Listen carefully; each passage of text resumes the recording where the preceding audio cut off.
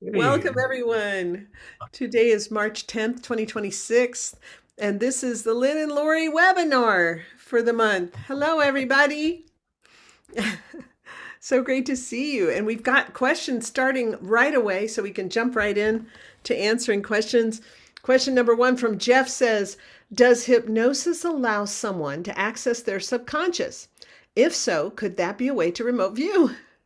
Like the hypnotist could guide the yes. person being hypnotized to view the target, for instance.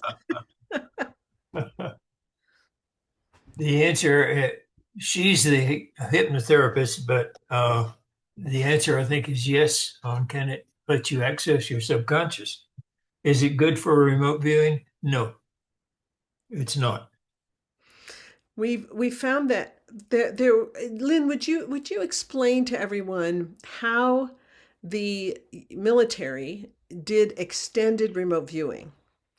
Okay, the extended remote viewing, we had a person who was trained in sleep functions, and there was not hypnosis.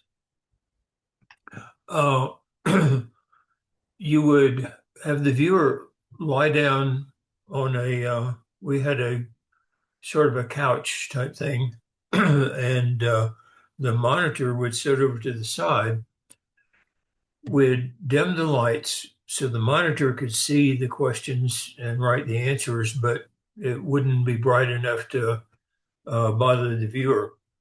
And would just sort of wait, and the viewer would start drifting off. The monitor, who was trained in this, would then watch the viewer, and right before they went into sleep, they'd go into what's called a hypnagogic state. And and at that point, the monitor would quietly catch the uh, viewer's attention and put in a question, and then would let the viewer almost go to sleep. And the viewer was trained then to let the subconscious find the answer. And then the monitor would bring you back up, keep you from going to sleep, bring you back up to the hypnagogic state to where you could answer the question, but you wouldn't wake up. And this monitor could keep you in that hypnagogic state, going up and down in that state for hours on end without ever letting you wake up or go to sleep. And that was the ERV that was done in the military. Now, the ERV you're going to find out here in the public, they say, oh, give yourself a task, take a nap, come back, tell me what you got. And that's basically it. So the ERV that you're getting in the civilian world is different from what it was in the military. In the military, we had a trained monitor in doing ERV, and that's something you just don't have out in the civilian world. Well, that being said, that being said, um, Jim and I we did take hypnosis, and we actually teach an ERV course, usually just once a year. And Yeah, we're having one that's coming up in September, but good. it has to be in person. We're doing it in person. Yeah, We've done it a few times online, but it's not really an ERV course. It's the Beyond Advanced CRV for Professional Viewers course, and we include an ERV section to that course. yeah. And because Lynn had, taught me this before I ever went to hypnosis school, one of my goals in going to hypnosis school was to eventually be able to help people achieve that state of consciousness. But what we do in our class is they have to be accessing the target via traditional CRV, sitting at a table, writing on a piece of paper in structure for several days. And then they have really good sight contact. And that's when we then follow through with an ERV session. We have, Jim and I counted the other day, Lynn, I think we have 12 recliners. Oh, We have a really? lot of recliners. We of course don't ever use them all at once, but when we do have a lot of students here, if we have, depending on how many people we have that we have trained to be able to help us, we can actually do a number of ERV sessions simultaneously. Great. But it's very Yeah. different from the kind, for example, that David Morehouse would do, because David Morehouse, Oh, yeah. he has these headphones that he has you put on, and they play Yeah. tones that are supposedly designed to take you through various levels of consciousness. And then he Yeah. has you put on these things over your eyes so that blocks out light. And then you lay down under a blanket and you lay there for 30 minutes. And he says, access the target. And then after 30 minutes, you get up and you write down what you remember from those 30 minutes of nap taking, essentially, Mhm. and, which is very different from the way they did it in the military and very different from Yeah. the way Jim and I do it as Yeah. When you lie down and then wake up, you give a summary of what you experienced, if you experienced anything about the target at all. And with the way we did it in the military, it was question, answer, question, answer, question, answer, question, answer, so that you got details, details, details. Yeah, and that's the way Jim and I do it as well.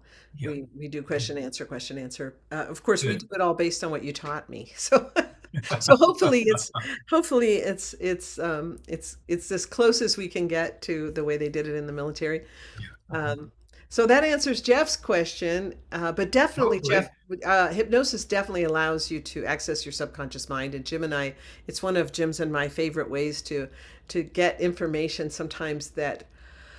that I might be prejudiced to, and I wouldn't necessarily trust myself to just sit down and do a session on if I'm too emotionally wrapped up in it. Whereas hypnosis kind of sets that aside and it makes it Yeah. easier to do. Just an aside, I always called ERV CRV's sexier sister because it's all experiential. It's all, it's all experiential and all that, whereas CRV is you stand off and observe. Uh, this is all experiential. Of course, there's dangers in experiencing some targets, Yeah, yeah. but uh, yeah, I always called it CRV's sexier sister. The thing is that some of the things that are hard to do in CRV are very easy to do in ERV. Some of the things that are hard to do in ERV are easy to do in CRV. So if you learn both methods, you pretty well have everything covered. That's so true. And one of the things that never gets talked about because usually people aren't quite ready for it, but I'll go ahead and mention it now, is that when you reach a certain point in your development as a CRVer, just staying in structure and doing targets on a regular basis, Mhm. you can sometimes reach a point in which you are what I refer to as toggling a line or surfing a quantum wave Yeah. between where you're kind of in an ERV state while you're doing it. And that requires a really well trained monitor. And I Yes. sometimes find myself just kind of slipping into that naturally. And Jim loves it when that happens because then Mhm. he's like, okay, his job then is to say, could you write that down? Could you tell me Yeah. what's going on? Could you, gently, he just Mhm. is constantly asking me to report. Because one of Yeah. the problems, if you were to try to uh, combine ERV with CRV is that most people can't do that. They are No. either doing one or No. they're doing the other, and when they slip into ERV, if they don't have a monitor, especially, then they aren't reporting. They're just Yeah. sitting there, having The this thing great is, experience. once you get a mastery of CRV, you will find that even in your daily life, you're driving along, just sort of sometimes daydreaming, or you're just daydreaming, period. You do it in a structured manner, and it helps your ARV. It tremendously helps your ARV. It helps your ERV, and all of this whole thing works together. It's one big ball of twine. It's one big happy family with a sexy sister. It really is, yeah. Uh-huh. I remember one and a time and a talking. crazy uncle, yeah. I remember talking to Mel one time because Mel and I had had a shared experience in two different sessions done in different parts of the USA when the other one didn't know the other one was doing it, and he said, and then one day he called me and he said, you know, I really would love for you to go back in and work more on that session, and I really want to do it too, but you know, you can't do this kind of thing without a monitor." And he was, just really emphasizing how important it is to have a monitor, which is it is very helpful to have a trained monitor. Yeah. And Jean Oristano said, "So pleased to meet Lynn for the first time."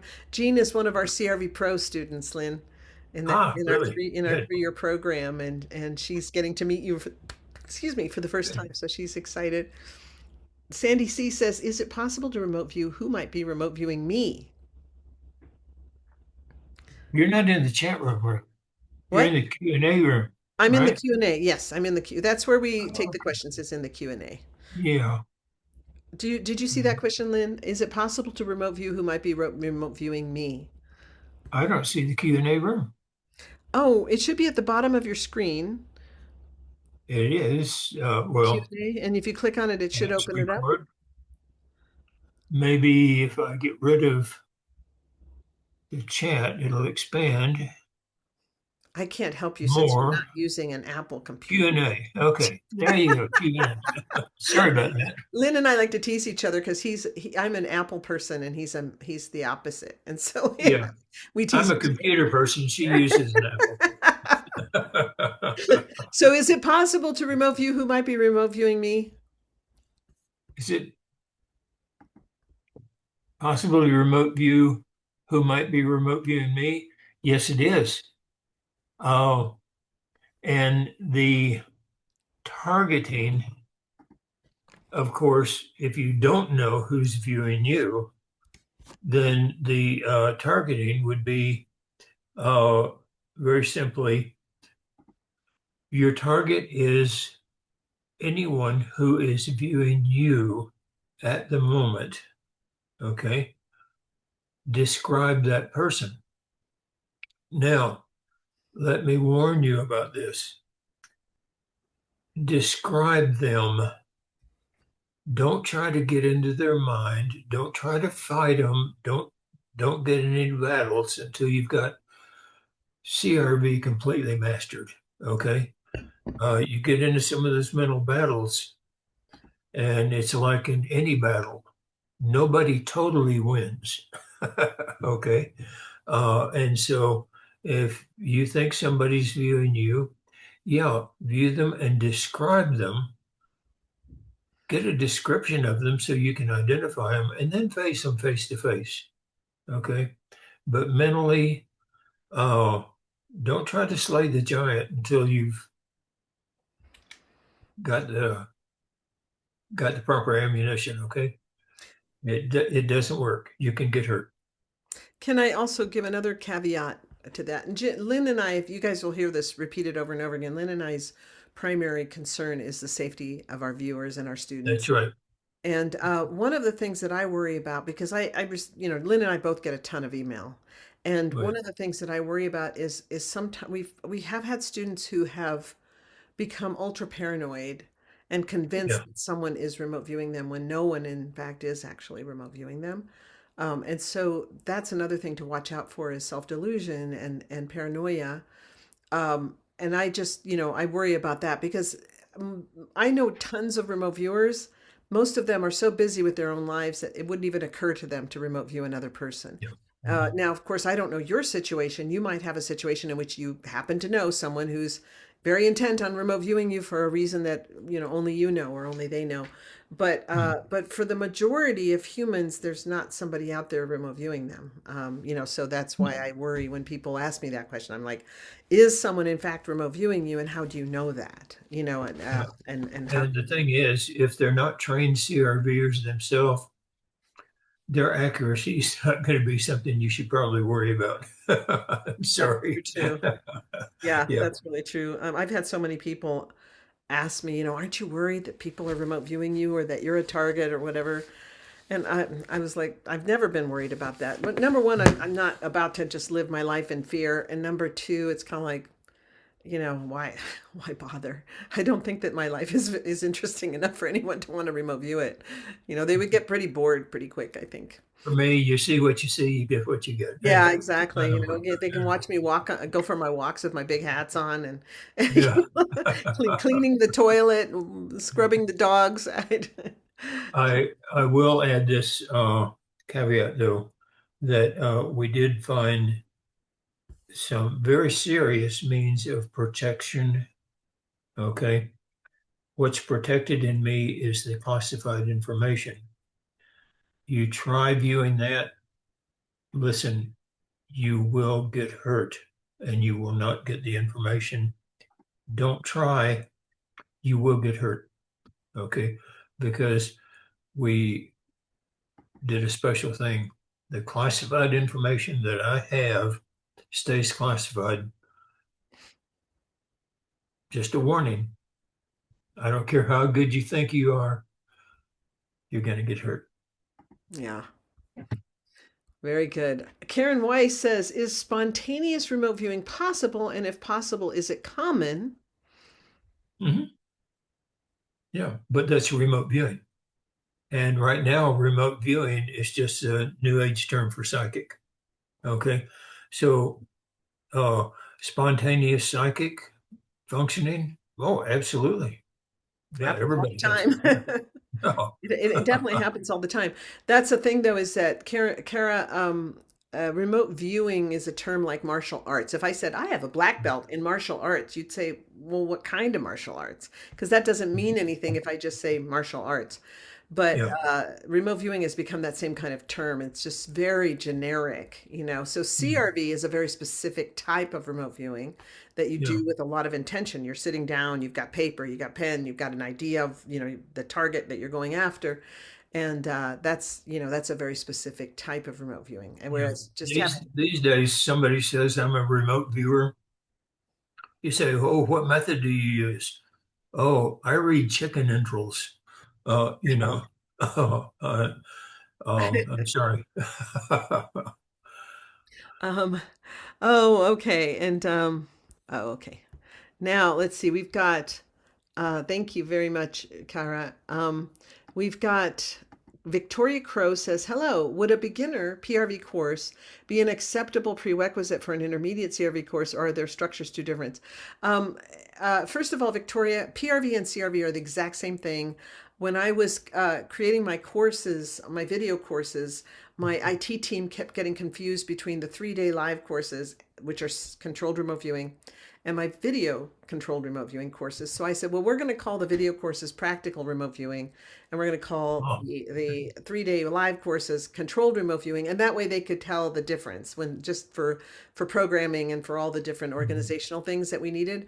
But it's exactly the same thing, same material and all those same courses. So there's no difference.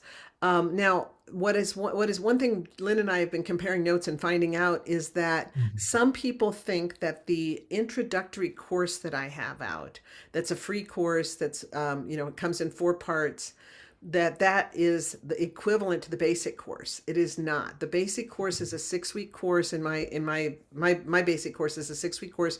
You get to keep it forever, but it goes very in depth into phases 1, 2, and 3. Right. The Yeah. introductory thing basically just gives you a toe dip into phase 1.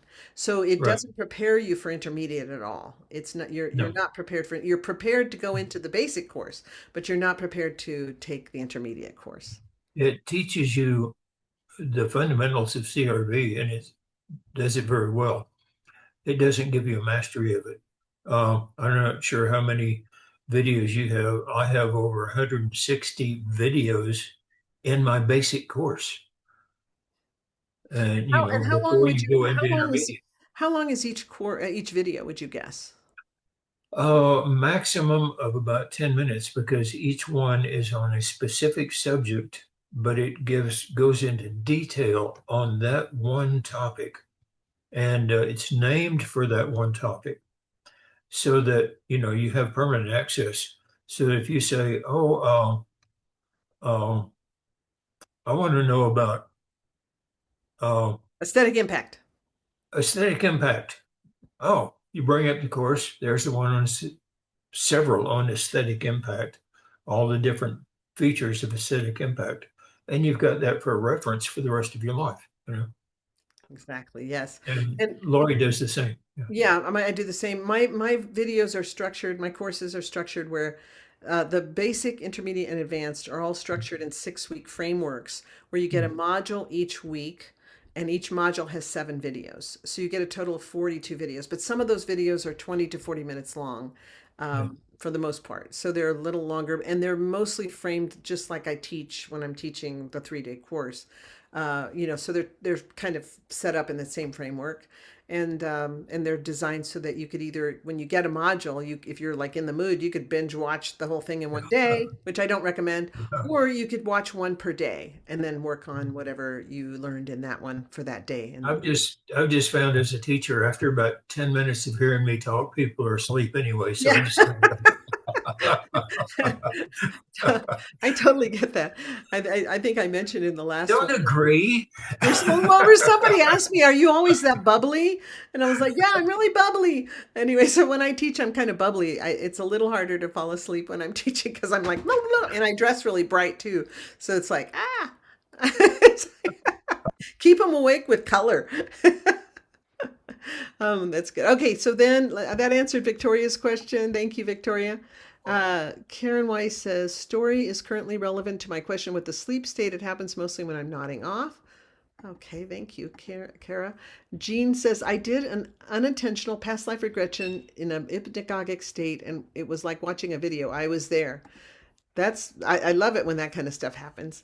Jim McFarland says, hi, Lynn. Hi, Lori. Delighted to see you both. Lynn, you look great. Can you explain how to practice the third of the 22 ambiance exercises? I can, but I will give you the caveat. Be sure you've mastered the first two. Okay. Uh, the third one, let's see. Uh, you uh, have someone prepare like a room for you. Okay. Now, one and two, you've been noticing the change as you go into and out of any portal. Okay. Through any doorway or anything like that. In three, you start extending that, and you walk into a room that's been prepared for you. You get the ambiance of the room. Okay. Then you walk back out. Then somebody goes in and they do something to change the ambiance slightly of that room. They can move furniture or they can put a new object in there or take some object away that changes the ambiance. So they have to know, they have to be intelligent and trained in ambiance training. And they change the ambiance. Then you go back in the room and you don't look for what was changed. You look for the change in ambiance now, how it's different from the ambiance when you walked into the first time. Okay. And so this is where you not only learn to detect the ambiance, you learn to remember the ambiance so that you can see a change later. Are we confused yet? But that's what that is. Yeah. Okay, I want to be sure that we give everybody a chance to ask questions, and some people have put quite a few questions here. So I'm going to skip over some of the people who we've already responded to so that we can get to some of the people who we haven't had a chance who haven't had a chance to ask yet. So the next one would be Andy Gustafson says, hi, would Lori and Lynn be willing to share any psi related spontaneous experiences that had a positive or meaningful impact on their life? And Thanks. the answer to that one is sure. Yes, good. Next. Yes, we would be willing. Okay, next Yeah. question. I have a quick one. I have a quick one. One is that this is a spontaneous psi experience. I was at my parents' house getting ready to take a nap. And as I was laying down, I was super tired. And just as I was laying down, I had like a flash of my parents' house in flames. And I leapt up and ran out of the room, and there was a towel in the bathroom hanging over a wall heater that was bursting into flames right as I ran past. Oh, yeah. And I grabbed it and put it in the sink and doused Yeah. water on it. But that was just a quick example of a spontaneous psi experience. Hmm. How about you, Lynn? Yeah, there are, just Pick one. once you get into this, you say, which of the many millions of ones do you want to hear Yeah, about? that's why I thought I'd pick. I thought, well, I'll pick one that would be fast to tell. Yeah. Do you have And you I have tend to tell tell long stories, so well let's go tell ahead. the one about the guy who was stumbling into your dorm room and what happened? Do you remember that story? I don't remember. It You was, you were in college and a drunk guy just burst into your dorm room. oh no, this was when they assigned me to the Augsburg thing. They put me into they didn't have a place for me the night I got there. So they put me into the barracks of another unit. And this drunk guy came stumbling in and was just, uh, just trying to bully me around because he didn't know who I was and all this. And I was there. I was half asleep, and he started pushing me around. And I this isn't really a spontaneous psychic thing. And I pushed him. He went through the door and down the stone steps and wound up, having to go to the doctor. And I pushed him back, and I turned around to the girl who was there as, tending the telephones and all that. And I said, "Call the MPs." And she said, "That was the MPs." I had just pushed one of the MPs down some stone stairs and put him in the No. hospital. And no, that's when I should have had a little more uh, psychic warning. Yeah. Is that, Okay. I just yeah, need to, that's great, Lynn. I just need to respond to a couple of things that are kind of housekeeping things. Number yeah, one, this is not the webinar in which we're doing a remote viewing session. That one is no. coming up. What is that date, Trixie? That webinar is coming up. Is it coming up next Tuesday evening? Yeah, on the 17th. Next, okay, so for the person who asked if we're going to do a remote viewing session, this is our monthly Q&A that Lynn and I do every month, Yeah. where we just take questions and answer them. The webinar in which we're going to be doing a free remote viewing session, that will be at 6 p.m. Mountain Time on Tuesday the 17th, a week from today. Good. Uh, and then um, and then someone else said, I sent my questions via email. Actually, we try not to, we don't really take questions via email normally. They all need to be here. People who are attending this are asking questions. That's kind of how this works. So if you send some via email, if you would just post them in the Q&A, that's how we do it. Thank you. That would be helpful. Okay, then, okay, so that's taken care of that one. Um, then let's see. We have that was anonymous attendee. Okay, I answered that one. Okay, good deal. And yes, Magda says most people are interested in their own affairs rather than remote viewing other people. Um, let's see. Then Jean. Oh, Jean is asking, Lynn, what is your detox method? My detox method, I do everything in writing all through the session. And so when I detox, what I do is, as I've done the session, I get more and more involved with the target. Okay. Whether I want to or not, no matter how much I try to just stand back and observe, it happens. And I know that. And so what I do is I start at the last line of my session and I say, okay, is that the target or is that me? And especially when there's any emotion involved, I say, is that the target's emotion or my emotion? and I separate them. And what if I find out, yes, it's the target's and mine? That reinforces the the understanding that I have to get away from that target. And so I just slowly unzip. And many times, like I've spent an hour on a session, doing it that way in order to properly detox may take me another 3 hours. Okay. But when you have some targets that are really gut wrenching, uh, spend the 3 hours. Okay. Because you want to detox from it. Yeah. Very good. Okay, Constance, I just sent you a response that I wrote out for you. And then Kevin asked, one thing all people should know you learned while in session, Lori and Lynn. Something that everyone should know that we found out about in a remote viewing session that you think Uh, everyone should know. I'll give you two things. Okay. One, you're not going to master it unless you practice, practice, practice, practice, practice. Okay. And two,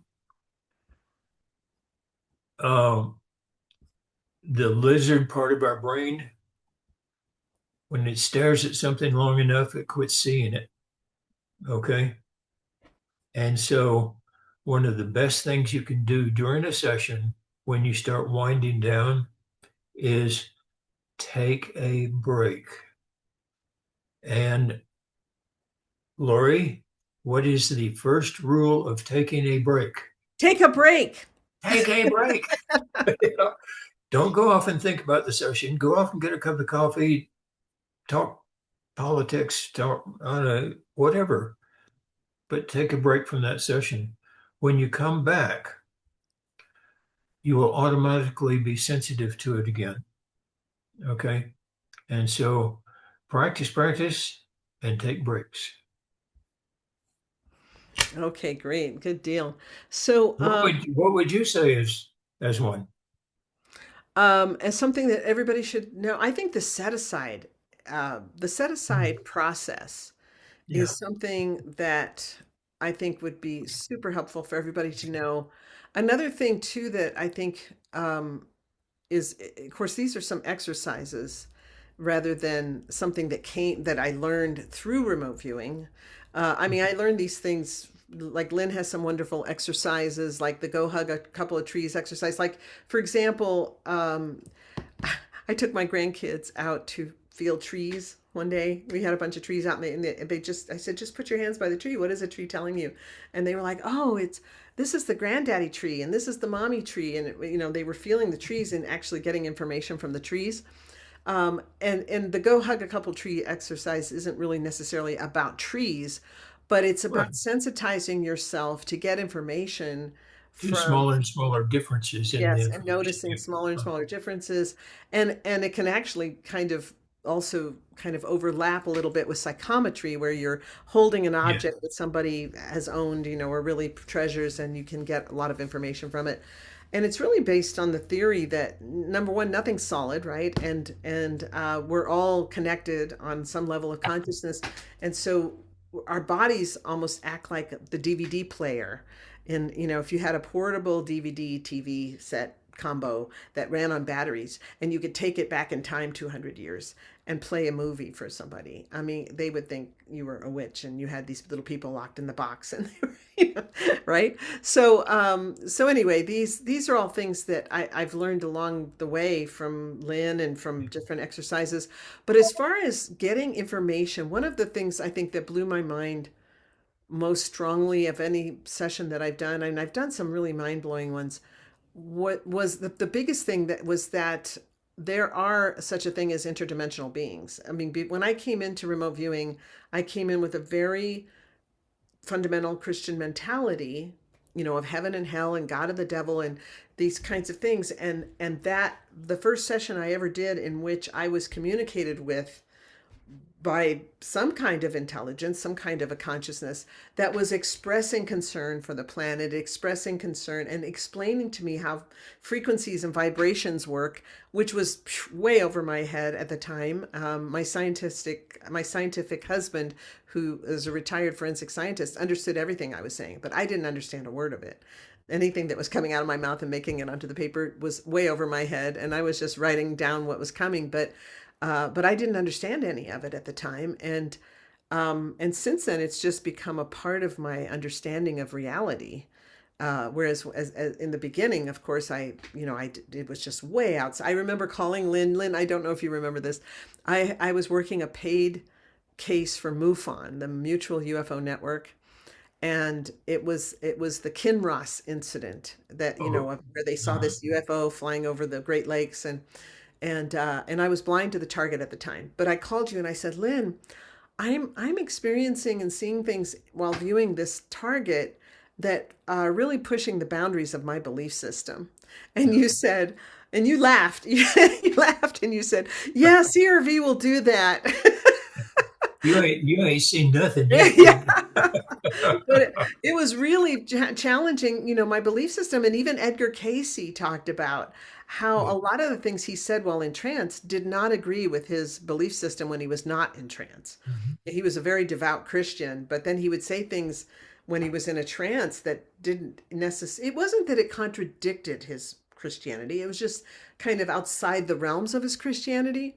And Lynn helped me tremendously. There were other teachers out there at the time I met Lynn. There was Dave Morehouse teaching, Ed Dames was teaching, Paul Smith was teaching. But I'm so grateful to God and the universe for having Lynn be my teacher, because I was coming out of this mission group and really had this very religious mindset. And so Lynn was very patient with me. And one thing that you said to me, Lynn, that I never forgot, that helped me so much during that transitional time when I was like, wait a minute, how does that work? You said, well, Lori, if God is the God of this planet, why can't God be the God of the entire everything that exists? I mean, why does God have to be so limited and so small?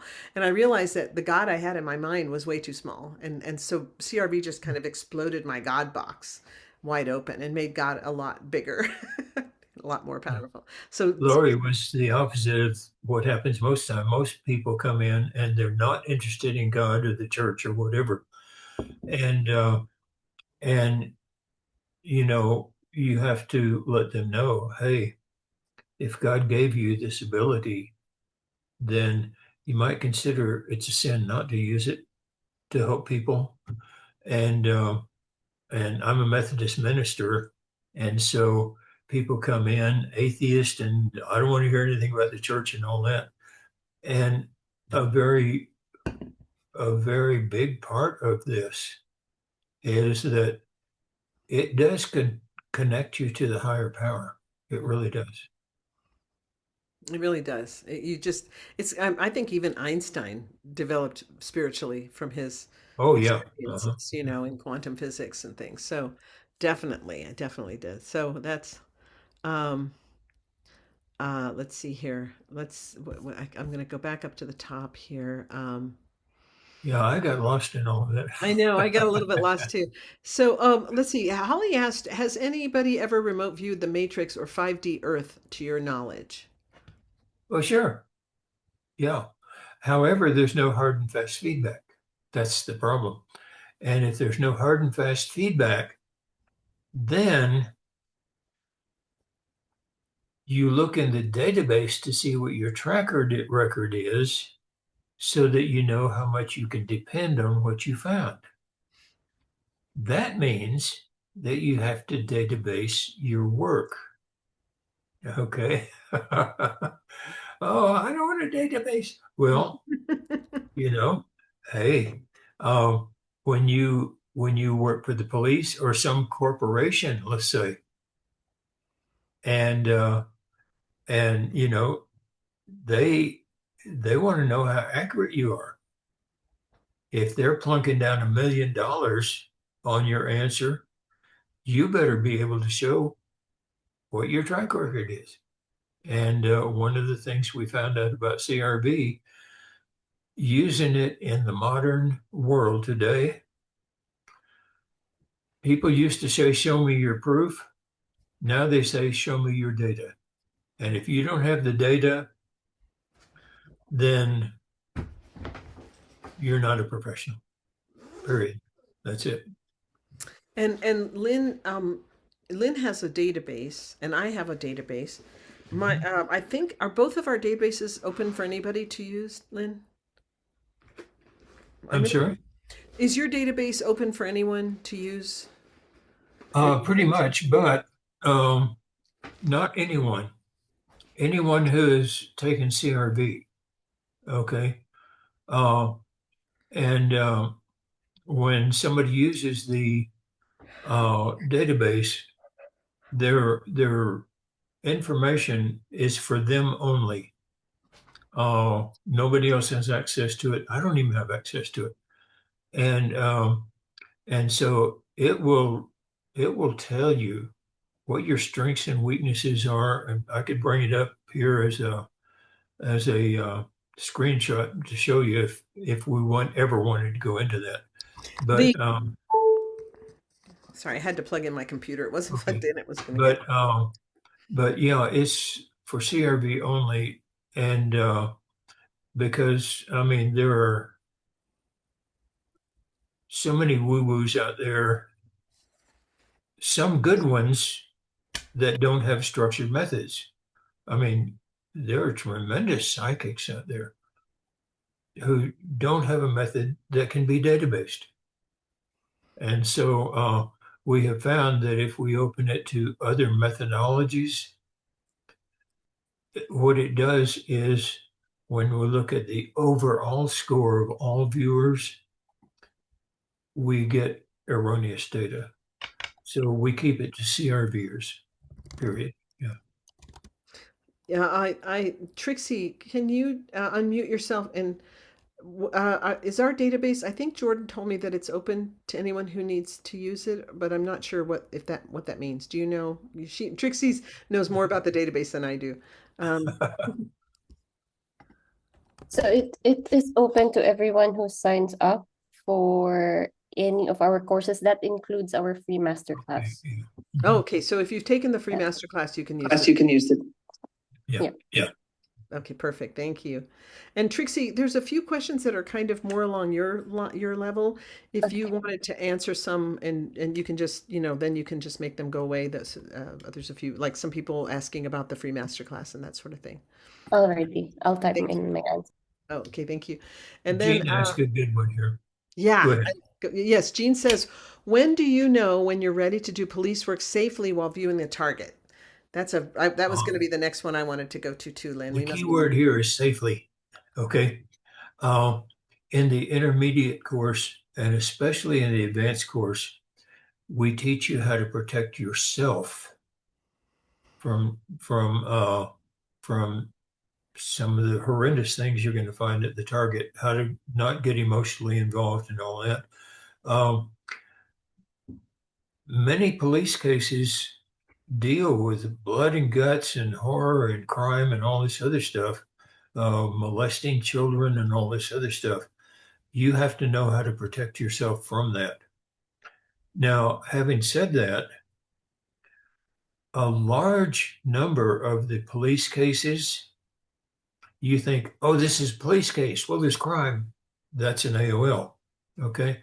Because a large number of the police cases are who stole the money, who stole the painting, you know, um, Or the location of something, just describe a the location. location of some evidence or something like that. Yeah. And no blood and guts at all. Um, but when you get one of those police cases that is gut wrenching, uh, you better know how to protect yourself. And we have practice targets that will slowly introduce those to you in step by step, how to protect yourself and so on. So we train for that. And I always tell everybody, you get through the basic course, don't go to the police station and say, hey, I'm here, I'm a psychic. You can fire your police now, I'll take over. And I've had students do that, by the way. I have too. Yeah, I've had students who call me to rescue them once they got in over their heads. Oh, yeah. And also, Jean, since you're in CRV Pro and Club PRV, we have a very specific way to prepare people in Yeah. that we gradually, as you move, from basic to intermediate and from intermediate into advanced, and you start doing more advanced targets, we start providing, especially if you're doing Club PRV, which is why I really encourage, even if you're in CRV Pro, keep coming to the club meetings because the targets we provide will gradually kind of introduce you to levels of Yeah. targets that have higher emotional value. Because Yeah. one of the issues is if you find a dismembered child, I mean, the emotional impact is horrific. And if you go from viewing, really benign targets to suddenly jumping into something like that, that can be really just hard on your, very Oh, yeah. traumatic and hard on your psyche. So what we do is we take targets in which there's a high level of emotionality, but let's say nobody was hurt. But for example, the miracle landing on the Hudson, that plane that Yeah. had to land on the Hudson. Well, thankfully, no one died. It was like it really was Mhm. like a miracle, the way that Yeah. all went down. But you can imagine that the people in the plane probably thought maybe they were going to die. Oh, They yeah. were probably scared spitless, right? And so that target alone would have a lot of emotional impact. If you were to So view that it, would come later in the training.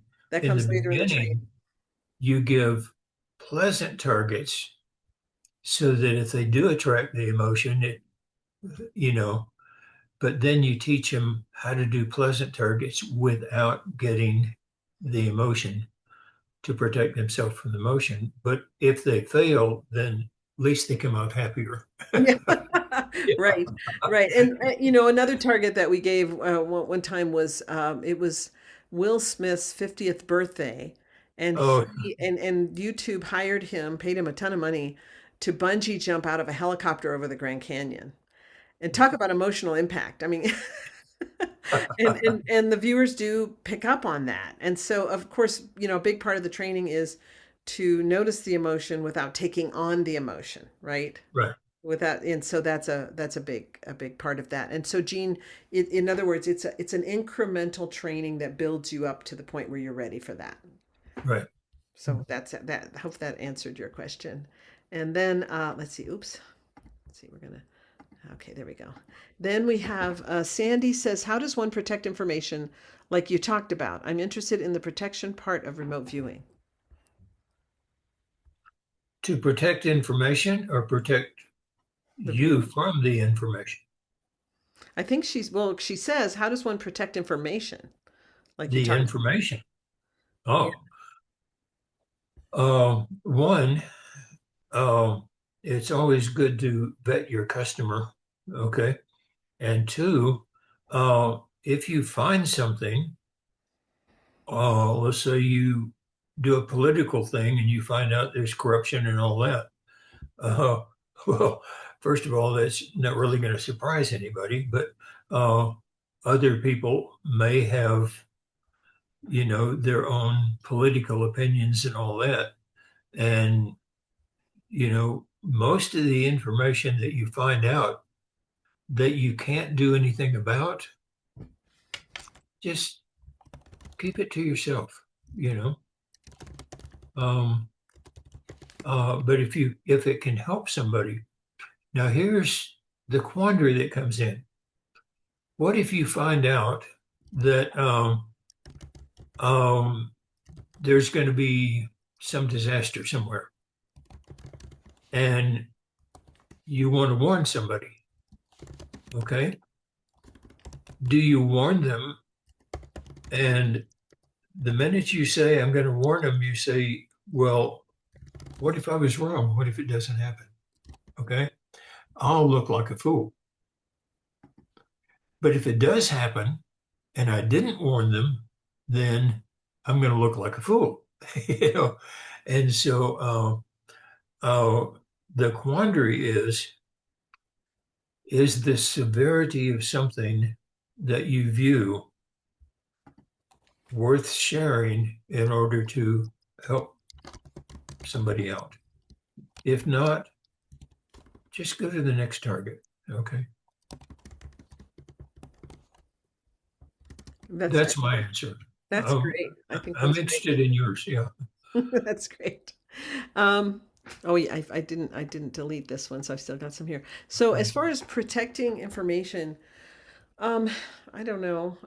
I feel like I'm better equipped to answer how to protect yourself when you're doing it, as far Yeah. as that goes. But I've always believed that I think that we create reality to some degree, and I think Yeah. that reality tends to be malleable, Mhm. to some degree. And so, when it comes to protecting yourself, and Lyn told me some fascinating stories when I was studying with him about, for example, the story stone and protecting the Yeah. story stone and working in the matrix to protect things. But as far as protecting yourself, I've always believed that, and this might be naive of me, but it's worked for 30 years. Actually, it's worked for almost 70 years. And Mhm. that is believing that I'm always protected. I just have this very solid belief that I'm always Yeah. protected. And people be like, "Man, you're kind of like a cat. You always land on your feet no matter what's happening," and things like that. I've had people say to me, and I had a guy walk up to me. He's like, "You seem to live a really charmed life," but I feel that it's partly because I've always just believed that I'm protected and Yeah. that I'm kind of surrounded by protectors. I like to think of having guardian angels, for example, that stand Mhm. around me. And I even wrote a blog about a time when I was in Chile and we lived in a row house. And if you don't know what a row house is, it's when you have a whole block of houses that are all connected. They all share walls. And so we were in living in this row house, and we were kind of in the middle of the row. And I couldn't sleep one night, and I heard glass breaking. And it was this guy, this drunk guy, and he had a baseball bat, and he was walking down the row and smashing all the windows in the front as he's going through every single house, Mhm. every single window, just smash, smash, smash. And he was cursing and, stumbling along.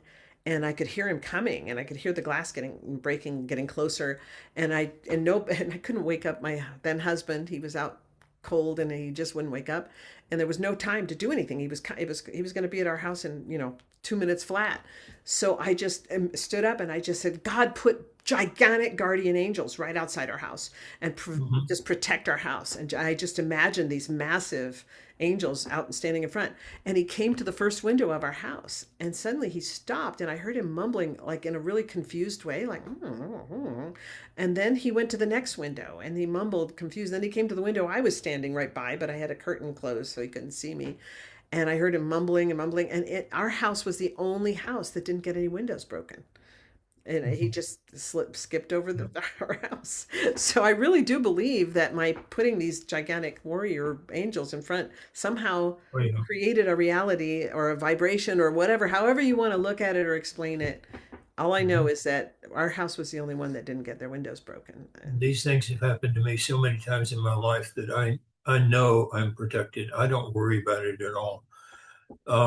But at the same time, I would give advice to people, like if you work for the police or you work for any customer, okay?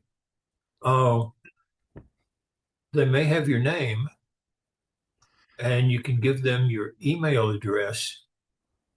If you don't want calls at 3 in the morning and all that, don't give them your phone number.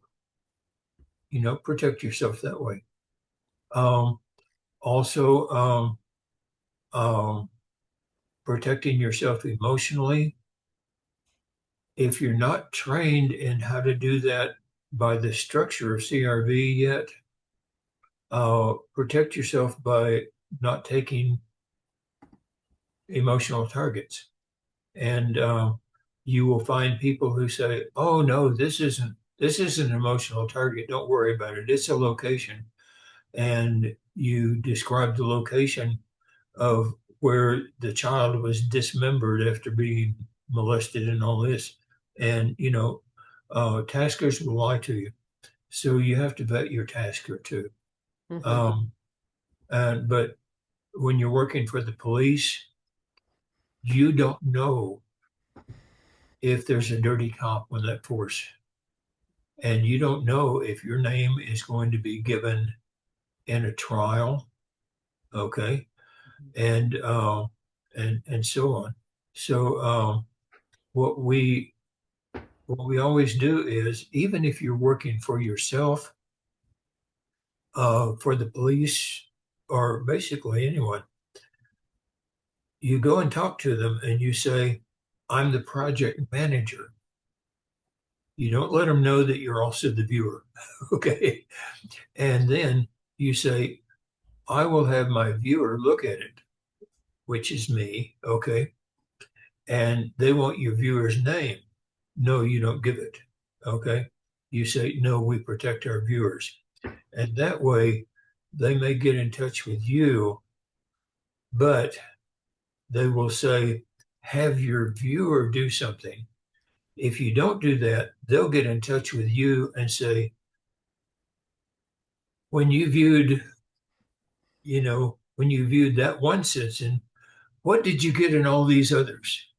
Well, I didn't get anything. Oh, we'll do it right now, you know.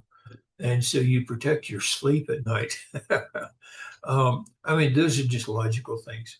But as far as protecting your soul, your mind, and all this, get trained and listen. There is a higher power that's there to protect you. Don't worry about it. Okay. Now, there's a few questions that we could answer really, really quickly.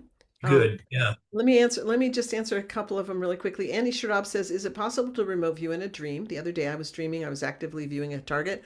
That's happened to me many times, Annie Sharab.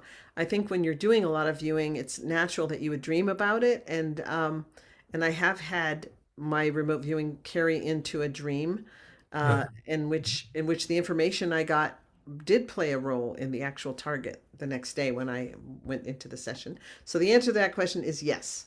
And then that was a quick one. And then also, Jeff asked, do you know if anyone's tried to remote view any of the undisclosed or unredacted Epstein files?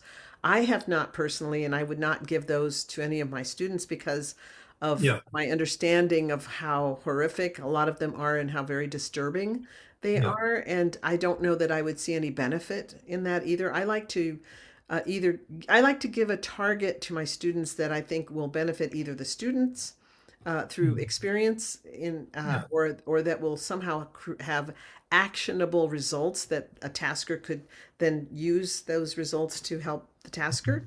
So I don't believe in just like, oh, let's view where Savannah Guthrie's mother is. I keep, oh my gosh, how many emails and messages on Facebook I've gotten. Why are you guys not trying to find Savannah Guthrie's mother? Because do you know how the police, how frustrated they are? So many people have invaded and gotten Yeah. involved in that and tried to be Mhm. helpful, and they're just interfering with the investigation. And if remote viewers offer unsolicited results from remote viewing results, they just throw it in the trash. And if the family gets a hold of it and then they try to take it upon themselves to go to where the viewers Yeah. described or whatever, they could get themselves killed. And there's so many reasons we do not do any kind of targets that we don't have a good reason, or are not asked to do. So Yeah. that's a very strict policy that we Yeah. have. I won't do them unless I'm tasked. I haven't been tasked with the Epstein things. I haven't done them myself, and I won't. And the information I get, I don't have anybody to deliver it to who can do something about it. That's the thing. That's the thing. I mean, you could discover the answer to cold fusion, but Oh yeah. if you don't have anybody that can do something with it, what's the point? Mhm. And so that's really important. And then Erico. Erico, hi. and then She's a uh, and good then friend. Okay, quick question. In remote viewing, do we see the same thing that a medium sees? I used to do both frequently, and I found them to be totally different. And I think I use a totally different part of my brain. I think if you were to put electrodes on my head, you'd find that I was using a completely different part of my brain for Mhm. mediumship versus remote viewing. It's totally a different mechanism. That's my Little answer. trivia here. Okay. There has been one study that I know of done on the parts of the brain that light up Hmm. whenever you're successfully predicting something, Hmm. is the same section of your brain that lights up when you're successfully remembering something. Mm. So the fact is, you may not be predicting the future at all. You may be remembering it. Yeah, that's I love that. And I could go into some stories about remembering the future. Oh But, yeah, but we don't have time. And then Lori Pesci says General Neil McCaslin has disappeared. Will you view for his location? No, we won't. Not unless the investigative officer asks us to, because otherwise we're just wasting our time putting forth effort for no good reason at all. And we could feasibly endanger the family by providing them unsolicited information. So the answer to that is absolutely not. Um, and Jean asked, how do we neutralize our own self-assigned targets for practice? I suggest using an envelopes to hide the question yeah, from yourself. Or, but the best way is to have a friend who is a remote viewer view it for you blind. yeah. That's the number one answer to that. And Because if somebody selects targets for you, make sure they're a remote viewer too, because you don't know what you're going to get. Erico did ask a good question here. Yes. Um, they were trying to help a person, a business person, be successful, and many of them felt sick. Here again, learn to protect yourself before you start doing these things, okay? Um, don't be the magician's apprentice.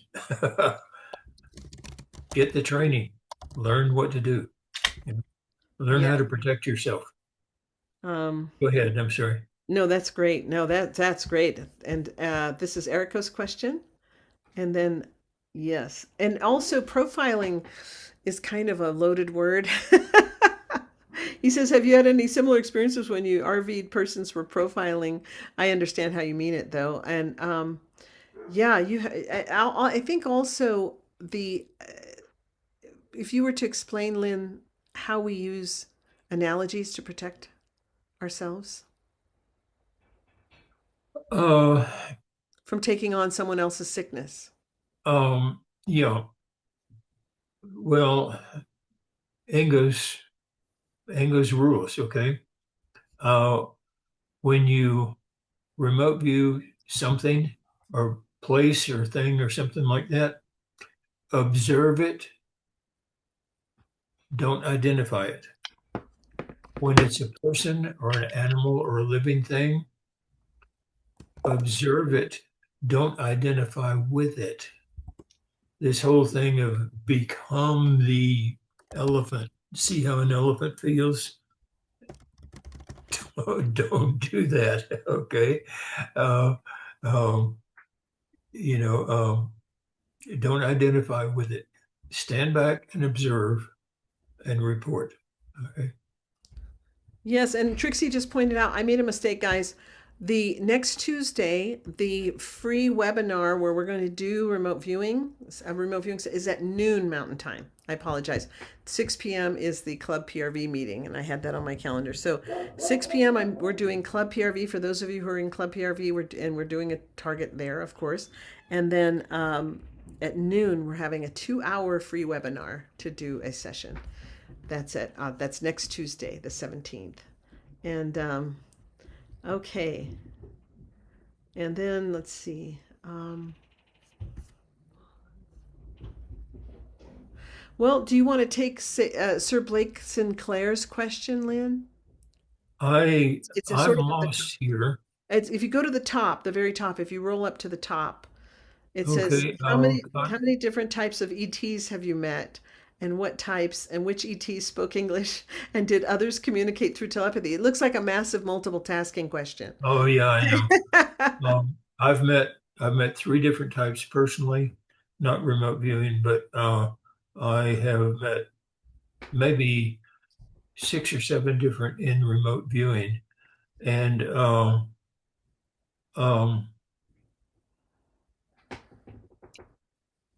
very interesting stories that We don't really we have can time for it. have we can have over a dinner or a beer or something like that, but not here.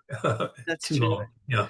And I've encountered, gosh, I think I've encountered 4 or 5 different types through remote viewing, Mhm. and a couple of other different types. No, probably more than that. I think probably 6 or 7 now that I think about it. But anyway, so yes, and ETs. The term ET is kind of a broad term. So, I mean, I know that I've had interactions with a lot of different types of beings. So whether And they are, just so people don't pester with this, okay. Uh, the job I've done in life put me into situations where those three that I met personally, and so I don't talk about them. I don't answer questions about them. So just don't bother. Okay, I'm sorry. and then Lori Pershaw said for ambiance number 3 exercise, should they change something subtle like heavy music, metal music played versus opera, such that it's silent when you enter, but the ambiance should have changed, rather than something you could see like moving things around? Yes, because your task as the person who's learning this is not to notice what changed. It's to sense a change in the ambiance of the room. What changed doesn't matter. You walk in, how does the room feel differently to me now than it did before? You have no concern whatever with what was moved, so it doesn't matter. Okay. Very good. And then That's why I say have the person know about the ambiance exercise so they can know how to change an ambiance rather than just change a room. Yeah. And then Cheryl asked, would alphabet flashcards work well for ARV?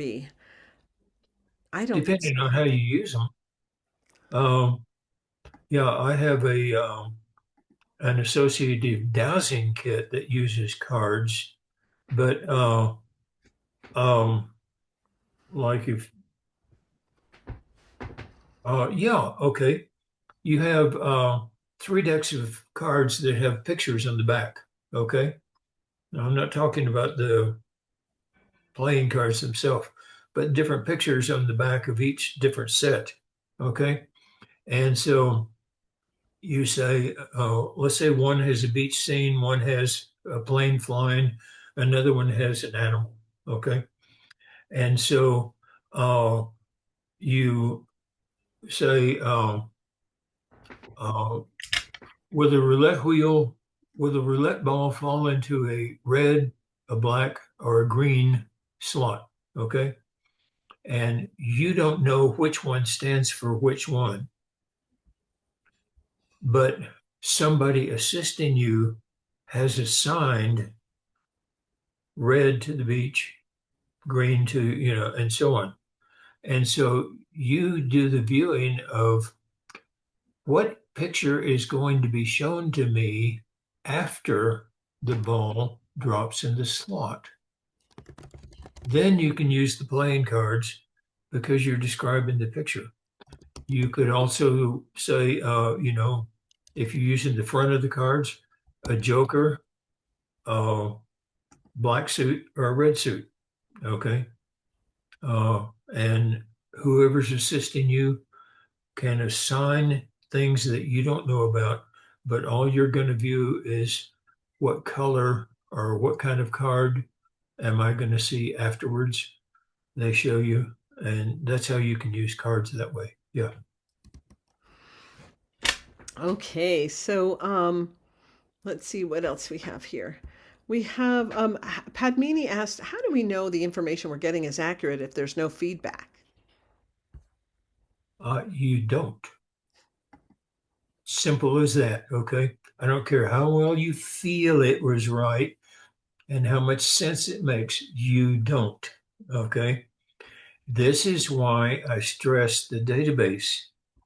If you have done 100, 200, 300 sessions, and the database says that you have a record of being right 95% of the time on a shape, and now then you're doing one that has no feedback and you've described the shape, you can say, I can depend on this to be 95% correct.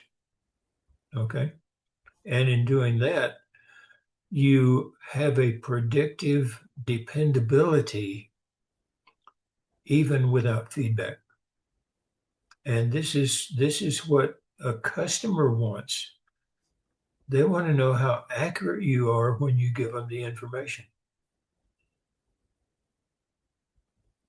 That's I right. hope that answered. I hope That's that answered. exactly right. Without a database, guys, if you don't keep track of your, Oh, you yeah. know, have a track record, then let me, one very simple example. Let's say that Joe is 95% accurate with colors. Yeah. And he has a really great track record of the database. He's done hundreds of sessions. And so you know that Joe's accuracy rate in colors is very dependable and very accurate. And somebody tasks Joe with the color of the planet Xerxes in the galaxy of nebulae. And Joe says that planet is purple. Well, you got 95%. You can believe that the planet is purple because Joe has a 95% accuracy rate in colors. That's just kind of an example of how data can help you when you don't have feedback to kind of have a little Yeah. more faith in your answers. But if you don't have a track record, I had a student once who told me, "Oh my gosh, Lori, I had a vision and I saw the hospital full of people and we were doing triage and I'm going to tell my boss that he's got to lay in more supplies." Well, this was 2006. She may have had a vision about 9/11. I mean, about COVID, for all I know, which Yeah. happened which happened in 2020, right? But this was 2006. If she had told her boss as an emergency room nurse, if she had said to her boss, "I had a vision and you've got to lay in supplies and da da da da da," um, 14 years before it happened, she probably would have gotten fired, I think. I think she Yeah. would have gotten fired. And I said to her, "How many times have you had a vision that came true?" She said, "This is the first time." I'm like, "Okay, this is your first time. Let's not take any action on it this time Yeah. because, you've got to But build a put it track in the record. database. Put it Yeah. in the database and build a track record and see how often you have Yeah. accurate visions. Then Yeah. we can do that. And then And if you have the database, a project manager can get questions in from a customer. And they can say, oh, this question requires somebody who does color. Look in the database. Who has the best track record at colors? I will give them this question. The other question needs somebody who does shapes. Look in the database. That way, you can have 100 viewers that all have a 70% accuracy, but the database will tell you what specific thing they're best at, and you can test that viewer so that you come out with 95% accuracy overall in your project. The database matters. it really does. And several people have asked about life after death, and your experience remote viewing or our experiences in remote viewing that have led us to believe that there is life after death. What would you like to share on that, Lynn? Um, I I think we're not a body who has a soul. I think we're a soul who has a body. But I did those sessions, 64 of them, I think. And of those, I found that some people go to what I would call heaven afterwards. Some go to what I would call hell. Some reincarnate, and some quit existing altogether. Just that's it. And that flies in the face of my Baptist upbringing, but that's what I found, and I trust that viewing. So yeah, I believe in life. I believe life continues. I believe in life after the body. How's that? Yeah. Um, Katerina, I just want to say that those are not ideograms, those are pictograms. She's asking about drawing pictures like a hill or a road instead of an ideogram. Those are not ideograms. If you find that they're accurate, of course, those little sketches, you can, Mhm. if that's great. But I would still encourage you to make sure you follow the course and really learn about ideograms and consider them a separate tool. Because in a way, it's like you're describing the difference between a Phillips head screwdriver and a flathead screwdriver. they're two totally different tools, even though they look alike. They're very different tools for different jobs. And so I would encourage you just go ahead and really work on learning the whole ideogram Yeah. IAB process. That would be my answer to that one.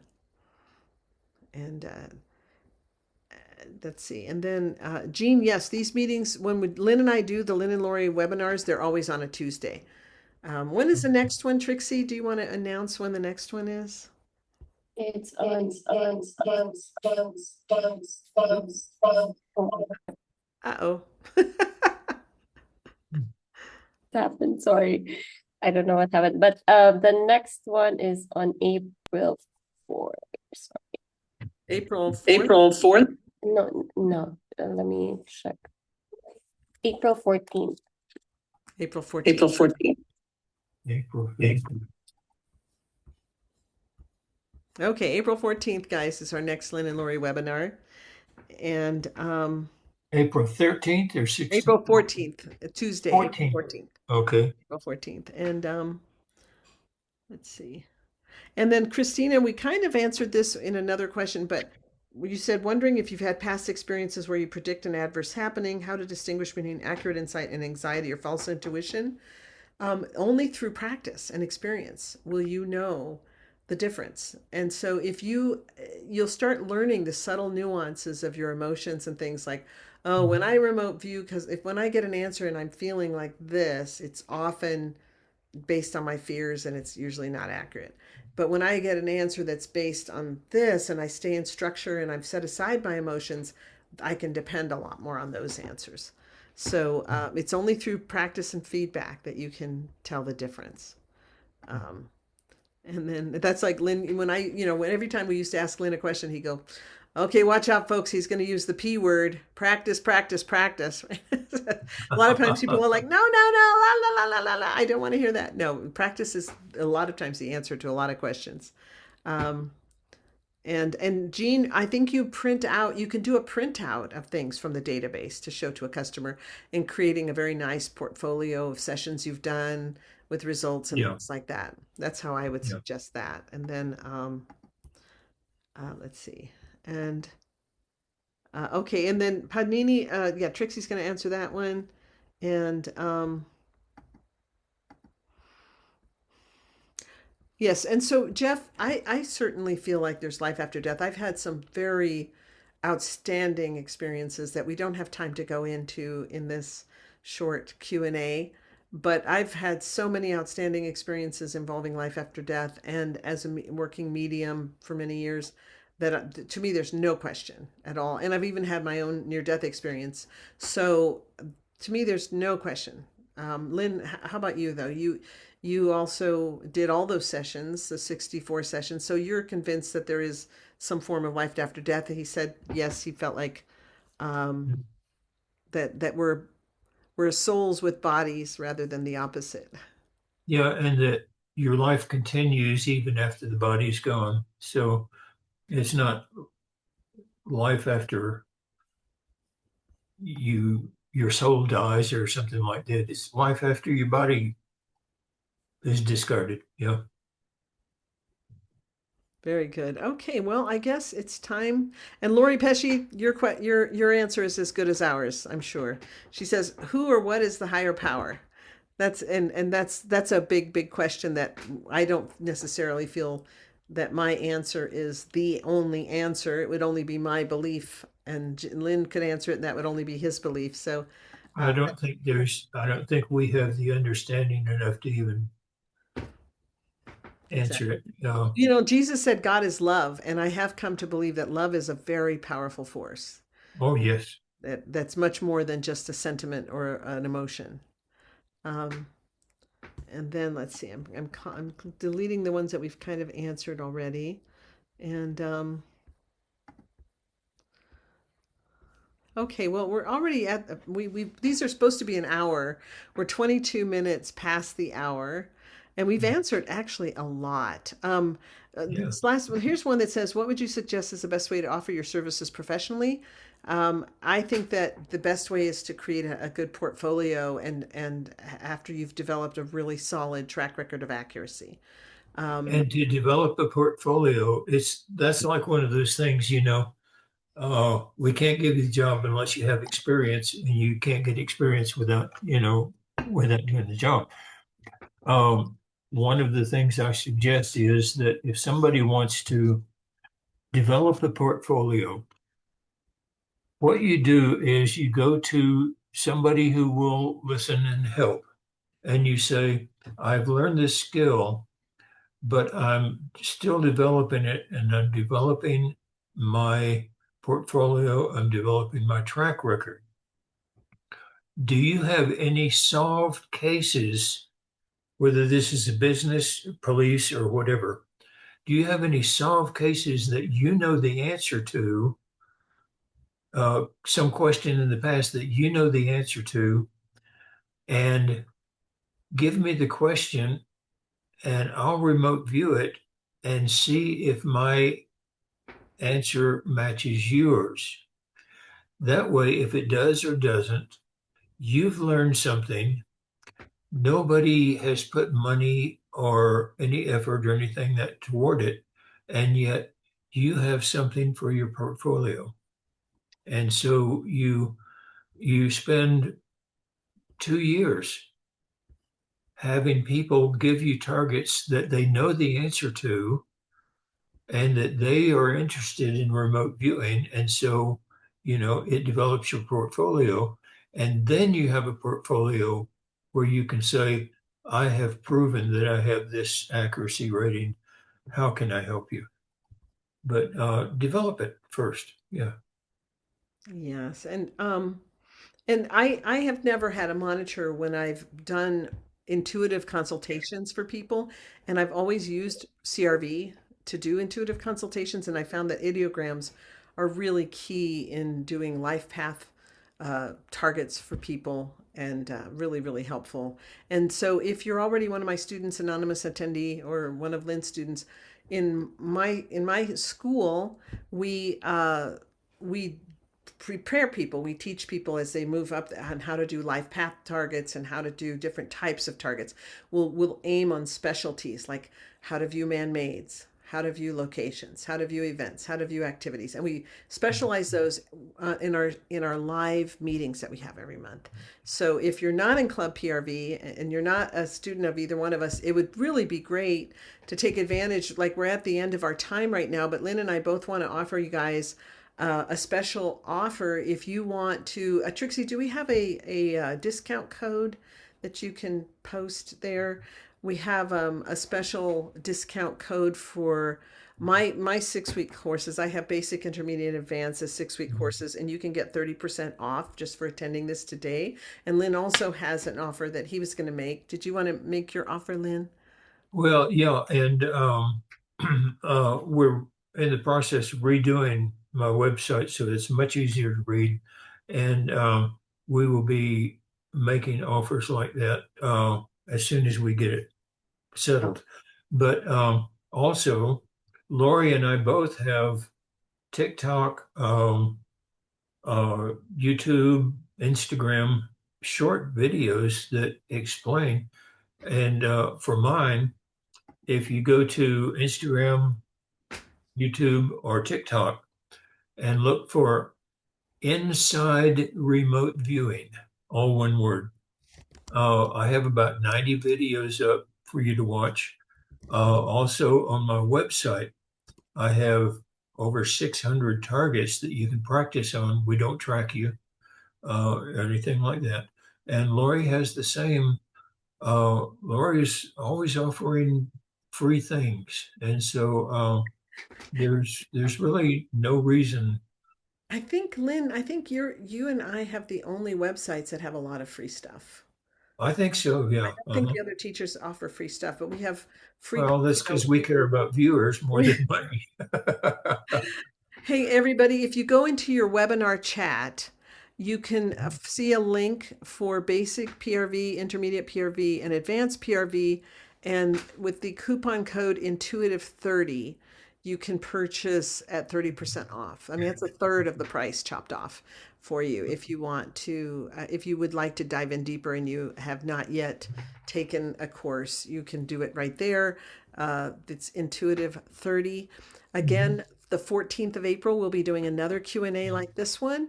And excuse me, and next Let week, me let me add something I always forget. oh, Okay. okay, yeah, yeah, go ahead. Uh, I'm a founding member of the International Remote Viewers Association, and it's irva.org. It's a great organization, and um, it has tons of help for viewing. There's another organization out that Paul Smith has created called the Center Lane Project, and they have a book out now, The 12 Principles of Remote Viewing. Really good book, really good book. Lori has books out on monitoring and other things. Um, I have my seventh sense out and all that. So there's a lot of stuff out there that you can learn without taking a formal course. Okay. And I there's a have them. lot of bad stuff you can learn without taking a Oh, bogus course too. yeah, yeah, yeah. So here's, guys, here are my books, and you can find these on Amazon. Look under Lori Lambert Williams. That's my name. Lori Lambert Williams is because there's a gazillion Lori Williams and a gazillion Lori Lambert, so I made it Lori Lambert Williams. And Trixie is just loading the chat with all kinds of links for you. The Irva link, Lynn's YouTube link. Um, my YouTube link too, Trixie, Intuitive Specialist, is my YouTube link. Oh, wow. That's a long link for the monitoring book. But anyway, so yeah, tons, guys. We have, in fact, we post a lot of these free webinars. We post them in the YouTube channels, so Mhm. you can rewatch these in the YouTube channels. And then again, Intuitive 30 will get you a 30% discount. Tons of free stuff in these links that Trixie is posting here. And so you guys can have that as well. So we just want to be sure that you have an avenue to follow if you're interested in studying this more deeply. It certainly is a portal to expanded knowledge and reaching your full potential as a human, as a human being. And boy, Lynn, I think Lynn would definitely agree with me on this, that right now is such a crucial time in history, and it sure Yes. helps to have the added sense. I always recommend The Seventh Sense, Lynn's book, The Seventh Sense. For one thing, it's really a great read. I mean, it's like a page turner. You don't want to put it down.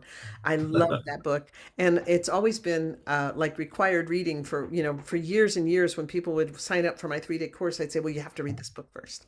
And they had to read The Seventh Sense. It's such a good book. And Constance, thank you so much. It's so great to see you. Get in touch with me so I can answer that question if you need any more answers. I've answered a few people just privately. And thank you, Kara, for coming. You asked a lot of great questions. And and anonymous attendee, I don't think it's insincere to describe yourself as a psychic if you consider yourself a psychic. I do like to differentiate between psychics and controlled remote viewers, though, because anybody who works with both will find that it's extremely different experience. Yeah, and remember, CRV was not originally meant for psychics. It was meant for people who weren't psychic to teach them how to use their psychic ability to the level of a good natural psychic. And we skyrocketed on past that level, but it was never meant to train psychics. It's meant to train non-psychics to be able to use their psychic ability that they have naturally. That is so true. Thank you guys so much. And I really, really appreciate all the questions. This has been wonderful. I hope you got to dive into the chat and take all the links you need before we sign off. And we've gone 92 minutes, so so we're going to sign off here. Lynn, thank you so much for your Well, thank time you. doing I've this. always enjoyed these. Yeah. I really do too. I always look forward to doing them. They're so fun.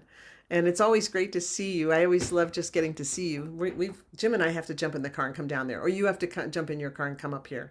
We have to do Yeah. one Uh-huh. together. Oh, uh, you remember Jeff, the pilot? Yes. He's going to be here for the next 4 days. Could we just come up and visit? Oh, that would be wonderful. Yes, yes, please do. Good, Yes, come good. come up. That would be so I'll fun. I'll Now let you is know now what our schedule is is. Jeff the one that your mom had a crush on? Oh, she just about went into heat when she.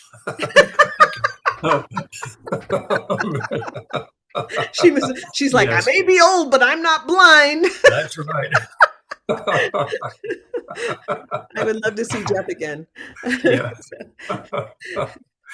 Oh, that was so funny. Lynn's mom had such a crush on this pilot. It's just, Oh, yeah. I went into the kitchen. She was at the sink washing dishes. She's like, did you see that pilot? He is so handsome. He is so handsome. Your mom was such a hoot. She was so fun. Uh-oh. Troy says Intuitive 30 isn't working, Trixie. Trixie will fix it if it's not working, guys. She's amazing. She can definitely fix anything that's not working. Um, so Trixie can work with you guys. If just write to support@intuitivespecialists.com. Right. Support@intuitivespecialists.com. And if you have any issues technologically speaking, and Trixie or Gabe will take care of you right away. They have an amazing track record for getting back to people within how many hours, Trixie? Just like within a few hours. They're really. I've been dealing with terrible customer service lately with a lot of companies that have decided to hire AI to handle their customer service, and it's a disaster. And Trixie and Gabe are It not is. AI; they are live, living people, and they really care about you, and they will take good care of you. Just want to say that. And thank you guys so much. These were all wonderful questions, and I look forward to next month when we do this again. And I think that's it. So Troy, if Intuitive 30 didn't work, please give us a chance to fix it. Trixie just created that coupon code, so she will make sure and get it fixed. Okay, guys. And so did everybody get a chance to getting everything off of the chat that you needed to get? There's lots of goodies. Lynn, she put a link to your book, Lynn, The Seventh Sense, and a link to your YouTube channel.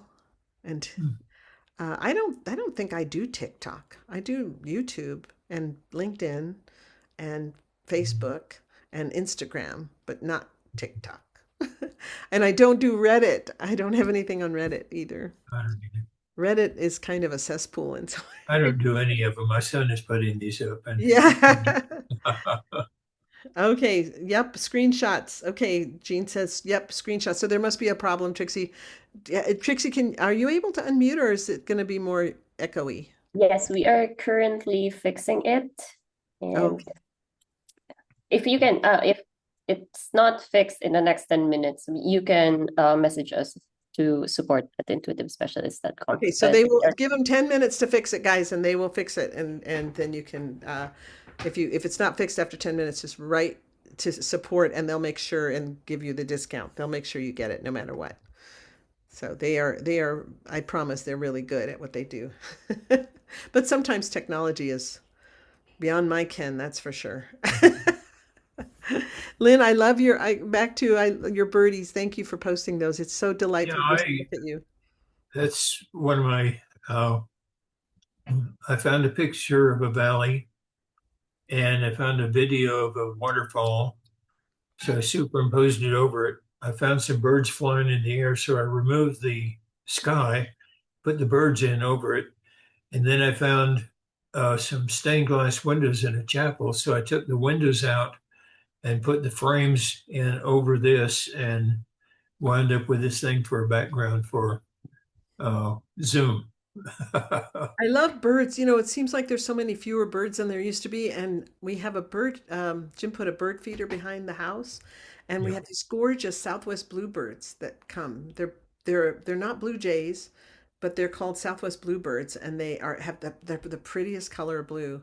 And they're not tiny like little bluebirds. They're kind of big, Mhm. but they're really gorgeous. Okay, Trixie says, "Hello, everyone. Please try the coupon code again and let us know if it still doesn't work. Thank you for your patience." Good. Okay, so try it again, folks, and see, and let us know if it's working. And hopefully it is. And then we hope that we can get things working. Right now, all of my astrological experts, all the astrologers I know, because I think teaching CRV, you attract mediums, psychics, astrologers, Oh yeah. everybody. And Mhm. I have so many students that are astrologers, and they're all like, "Oh my gosh, right now it's a mess. Everything's a mess. Technology is something's in retrograde, and technology is really wonky." And I ordered 3 pillows, and I got 2 of them. And so I wrote them and I said, "Hey, I placed an order for these 3 pillows, but I only received 2." And AI responded. They have an AI customer service and said, "Yes, here are your 2 orders. Here's your 2 pillows. They arrived to where you live. The other ones went to California." But it didn't say, "We're so sorry. We'll give you a refund, or we'll Yeah. send you a new pillow." Nothing. It just said, "This shows that both pillows were delivered. One was delivered to you. The other was delivered to California. Goodbye." Bye. Anyway, so yeah, so please tell Jeff we would love for you guys to come up. We can get in touch about that a little later on if you like. And Good. He gets here around 11 o'clock tonight, so we'll figure out tomorrow is he what still our flying? schedule's going to be. Is he Hmm? still flying? Oh yeah, he's got the ideal pilot's job. He picks up flowers in Holland and distributes them around the world. Picks up flowers in Australia, and he flies flowers, not Oh, people. oh, that's so cool. That would be a What a great. job! Yeah, Yeah. I would just breathing. I wonder if he goes to Ecuador. Ecuador is one of the largest exporters of Yes, he does. rose in the Yeah, world. he does. Yeah. Oh man, I think I want to hop a plane with him to go to Ecuador. Okay, we'll talk about that when you come. Okay, well, that'll be great. I hope to see you then in the next 4 days. So I would love to have Good. We'll let you know. Jim will be super excited too. All right. All righty. I'm going to sign off here. Hopefully everybody got everything they needed from the chat. Thank you very much for coming, everybody. Yes, Mercury retrograde, Rhonda says. And then let's see. Oh, Carlos says, "Will you ever come to Monterrey, Mexico?" I hope so, because in Monterrey is where Hector is, and Hector wants Yeah. we want to collaborate and teach a class in Spanish. Oh, Uh, yeah. Porque yo sí hablo español, Carlos. Mhm. Oh, Lauren says we do have a TikTok. I didn't know, Lauren. Sorry, that must be something that Oh, Gabe and good. Trixie are doing. And then, One of the astrological things I've found here lately is that Lynn Buchanan is in retrograde. Jim and I were just talking about ourselves this morning. We were talking about getting older, and and how uh like how old people tend to get like, "Did you check your blood pressure this morning?" Yeah, yeah. Like that. We both kind of checking on each other more because we're getting Yeah. older, and we start worrying about each other. We don't worry about ourselves. We're worrying, like, I'm worrying about Right. him and he's worrying about me. And anyway, but okay, guys, thank you all so much. And we'll see you soon, very soon. Next week we have the free webinar at noon, so be sure and come and do a remote viewing session with me next week at noon. And if you're not on my mailing list, that's how to get the links. Because a lot of people were like, "How do I get links to these things?" Be sure and get on the mailing list, and you Yeah. can do that just by going to the website intuitivespecialists.com. You can get on my mailing list. Um, Lynn, do I they had get a on your mailing question. list? I had a question that was asked to me. Is this open to anyone and everyone? Anyone and Period. everyone, anybody can do it. Okay. They don't have to have any Because history. it's not widely publicized. We And we put it so, on we put it on social media, and we send it out to our oh, list. good. We Good. have over 100,000 people on our list, and Hmm. then we've got, gosh, I think we've got like 70 or 80,000 people following us on different social media Oh, outlets. good. So Hmm. that's all we do to publicize it. We don't advertise it heavily, I guess, other than to those people that are following us. But it Yeah. is open to anyone and everybody. You don't have to have any background in remote viewing. You can just Good. hop in and do it with I'll us. let, It's I'll lots of let people know. Good. Yeah, it's a lot of fun. And if you anybody that wants to come in, the idea behind doing these free webinars is specifically for people who have never heard of it, never done it, Yeah. and want to try it Yeah. out. Uh-huh. That's the idea behind that, to do Yeah. it. So that's the free webinar next week, guys. We'll see. We'll see you Next soon. month. Next week is with the free webinar. Okay. Yeah. It's Okay. not really a webinar, it's a free, we make it into a meeting so that people can see each other. So it won't be a webinar. Good. You can see me, I can see you, and you can ask Mhm. questions and I can answer you and things like that. So we'll be Good doing deal. that at noon. Last time we did it, how many people did we have, Trixie? I think we had 170 people show up. Yeah. In Around 180, 190. Pardon me? 180, 190 around that. Oh, Around that. 180, 190 people. Yeah, they all showed up to do a free session with me. So that was Pretty exciting. soon, I'm on the inside remote viewing thing. I'm going to start having live question and answer sessions. My son's taking What's care of in it. this is inside remote viewing. Is it a website? No, it's the TikTok, Instagram, and um, the other one, Okay, YouTube? YouTube. Thank you. Yeah, inside remote viewing. Right now, we have about 92 videos or something like that, That's uh, great. that are talking about the different aspects and uh, inside secrets about the remote viewing and all that. So, Oh, I hence, want to jump in there. I want to jump yeah. in there. That's great, guys. Oh, and so Trixie just posted the link to that in the chat as well, to the inside Oh, remote good. viewing link. Okay. Thank you. Thank you, Lynn, so much. You've been such a blessing in my life. I love you. We'll see you Oh, you've soon. been in my life too. Thank you. We'll see you guys soon. Bye bye. Bye bye.